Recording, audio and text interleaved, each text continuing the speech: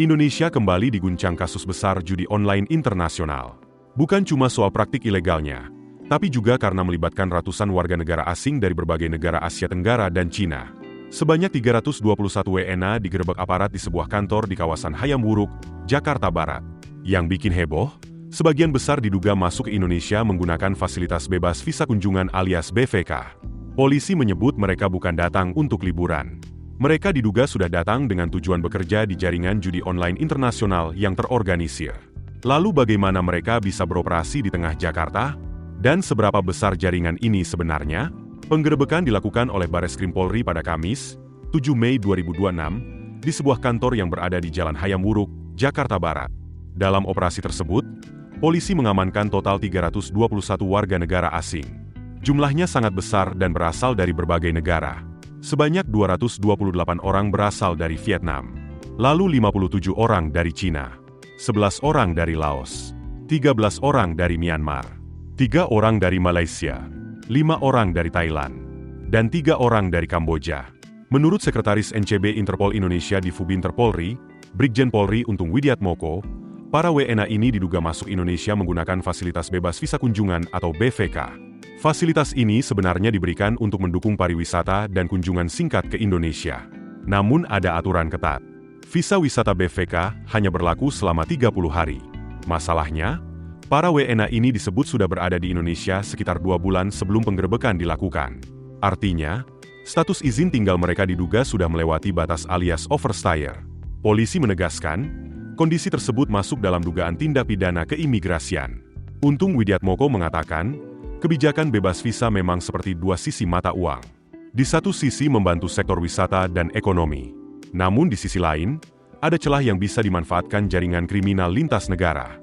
Dari hasil pemeriksaan awal, polisi menduga para WNA ini sejak awal memang datang untuk bekerja di operasi judi online.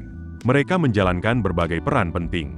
Ada yang menjadi telemarketing, ada customer service, ada bagian keuangan. Dan polisi menduga masih ada struktur lain yang sedang dikembangkan penyidik. Artinya, ini bukan operasi kecil. Jaringan ini diduga bekerja secara profesional, terstruktur, dan memiliki pembagian tugas yang rapi seperti perusahaan. Yang lebih mengejutkan lagi, polisi menemukan bahwa jaringan ini mengoperasikan sekitar 75 situs dan domain judi online.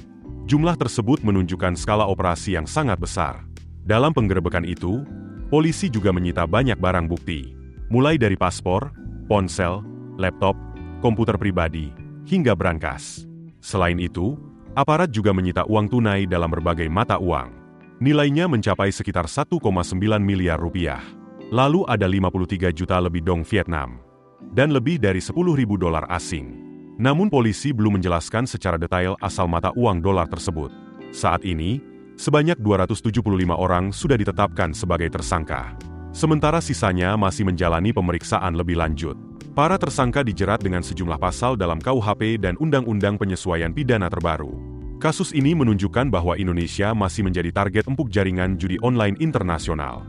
Bukan hanya karena pasar digital yang besar, tapi juga karena adanya celah pemanfaatan izin masuk dan teknologi internet. Dampaknya bukan cuma soal pelanggaran hukum.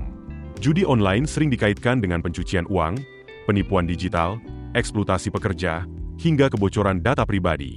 Di sisi lain, kasus ini juga menjadi alarm bagi pengawasan keimigrasian dan pengawasan ruang digital di Indonesia. Apalagi operasinya disebut berjalan cukup lama dan melibatkan ratusan orang asing. Ini menunjukkan bahwa jaringan seperti ini memiliki modal besar dan sistem kerja yang rapi.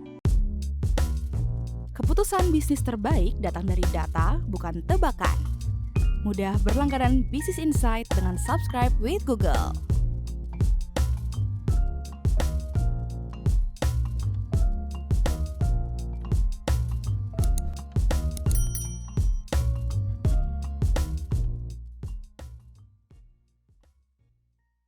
Download aplikasi Kontan sekarang di App Store atau Play Store.